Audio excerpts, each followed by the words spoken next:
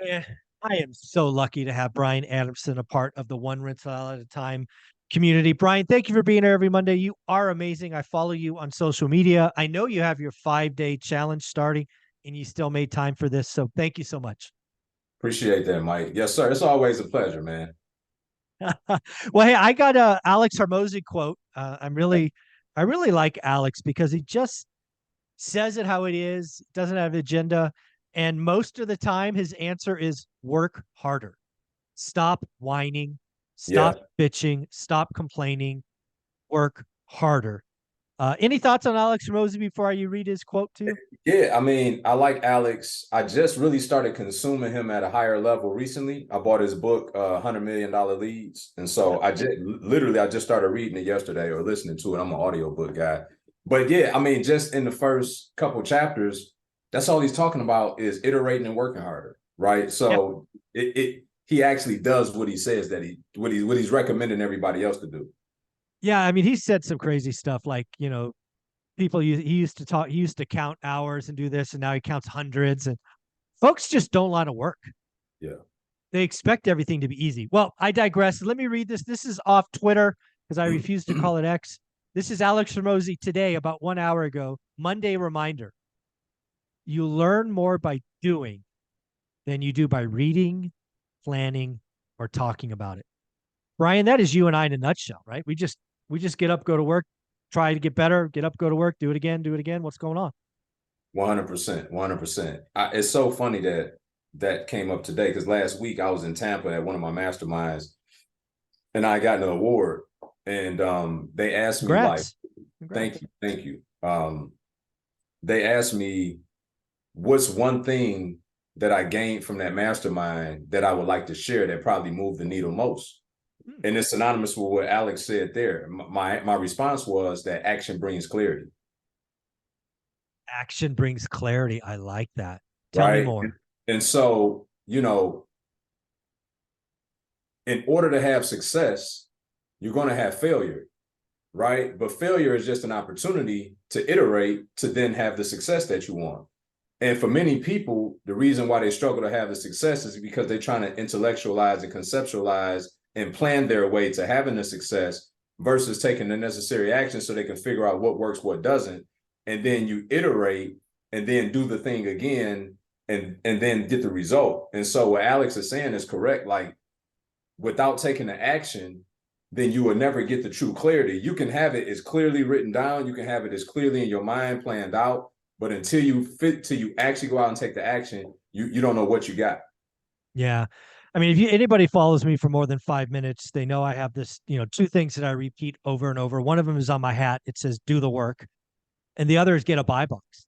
The buy box is the thing, in my opinion, that can make an investor great. I actually just did a video. I think it posts tonight at 5 o'clock that I think I can make any investor great in 90 days. Now, that's obviously a bold claim. It's meant to shock you. So I'll give you the punchline. The goal to becoming a great investor in 90 days is to get super focused down to a very, very small criteria and look at that criteria and only that criteria for 90 days. If you do that, you cannot help but become a great investor on that little buy box. And For sure. people just overcomplicate it. I can't tell you how many people hear me give this speech, whether it's a 10-minute speech or an hour speech, and they're like, okay, I get it.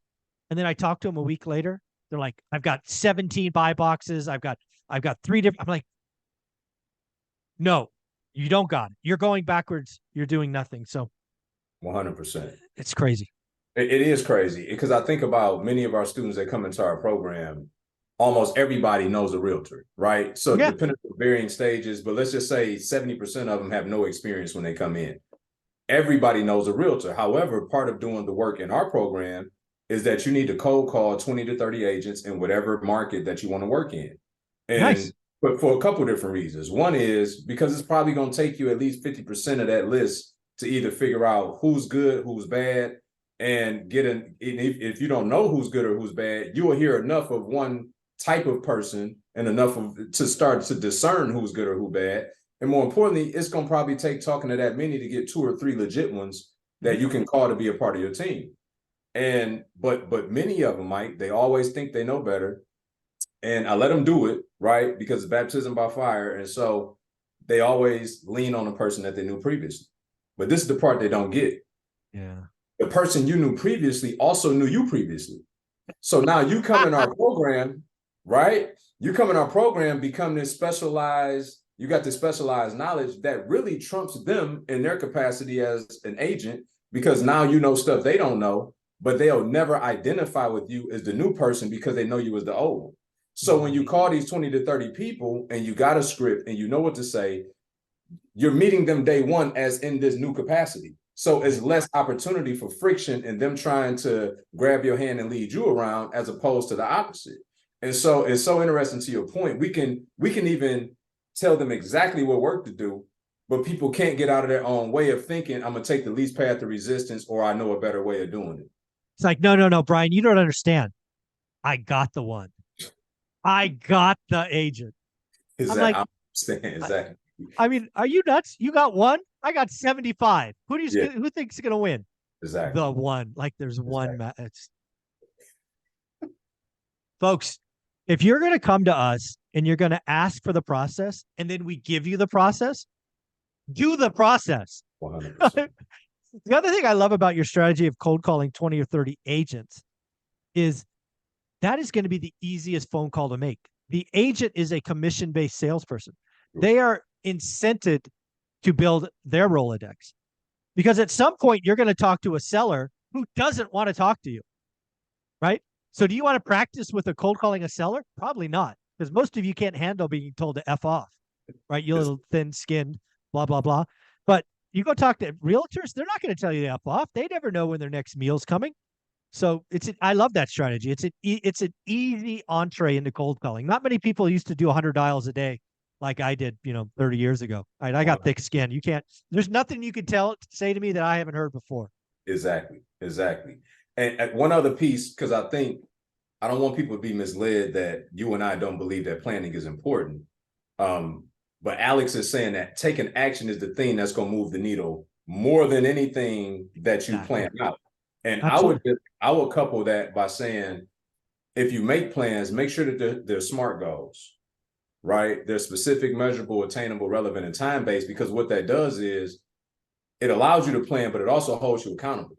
So if you say, in 2024, I want to get my first rental. Well, that's too loosey-goosey. And chances are you're going to keep procrastinating and delay the process. But to Mike's point, if you say in 90 days, I'm going to hone in and do the work and get my buy box developed, and I hope to have my first deal by Q1 of next year, now you can reverse engineer and say, am I doing things on a monthly basis that's consistent with having my first deal in a quarter?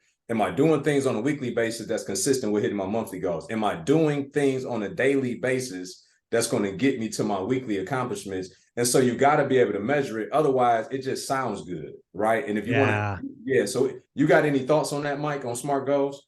Yeah, I think SMART goals are awesome, but I also think, been helping people a long time, that I never promise folks to get a great deal. I think that's the wrong goal, right? I have talked to hundreds, if not thousands of people that says, I want to get a rental by X date. That's great, but that doesn't mean you're going to get a great deal. That means you're going to buy something at market because, you have a date, and I don't like that. What I like people to do is go, after 90 days, I am going to write my first great offer. Because if you do it for 90 days, you will know what a great deal looks like. Now, when you're writing a great offer in today's high price, high rate environment, that offer is going to be under list price, and probably under list price by a lot. I want to celebrate writing that offer. If the buyer says no, the buyer ignores it, the buyer doesn't counter, I don't care. Celebrate writing a great offer. Now, if that's your goal for Q1, I'm all in. That's the SMART goal I think people should have, is you can't control what the seller does. You can only control what you do. For sure. I like that. I would just add to that, to give more clarity in my process, is the reason why I can advise my students to do that is because they're taking action much earlier in the process, in the sense that once they identify their market, they get their 20, 30 cold calls out the way, they got the LLC, they got all of that in place. They're submitting offers. And the reason I got them submitting offers is because you need to understand how many offers do you even need to submit, good offers that you need to submit in order to get one accepted, because Yeah. that's going to tell you how many deals you have to look at to even potentially find the deal that makes sense, right? Yeah. So it's not that I'm having them hold themselves to the fire of having to get the deal done and they buy something just for the sake of buying something, but it's more so to run the reps to figure out, you know, and like I said, in my market in Detroit, for every 3 to 4 deals I submit an offer, I get one accepted, right? That makes sense. Now that's you. Let's say it's but in Florida, maybe it's 20 to 30. Yeah. Right. See, so if you're not running those reps and you got this expectation that you're going to get a deal, and it also helps them to normalize their expectations. So what if they said, I want to get a deal in the first 30 days? Well, if your market, if you got to submit 20 to 30 offers to get the one accepted that you need, but you're only getting 8 to 10 to poke at a month, then clearly you got the wrong expectations. So it's all data driven in that regard. Sorry, Mike, you were saying. No, I get it. I love it. And I think people need to realize you may get 1 out of 4 in Detroit because you're elite. You know, the people starting out, it's probably 1 in 10 or 1 in 15. I don't know. It's certainly worse. But that's why reps matter. Yeah, that's why reps matter, because I really think real estate investing is a skill. The more that you practice it, the better you get. It's just 100%. That simple. 100%. And but I like, but this is key, because what you said is correct, but I want to add to it. When you talk about doing the work and going through the process of figuring out a great deal, that's so important, because practice don't make perfect. Perfect practice makes perfect. And you can get good at the wrong things. Absolutely. Absolutely. Well, folks, we just did an Alex Hormozi quote. We're going to do Albert Einstein next. Yes, folks, we are those guys.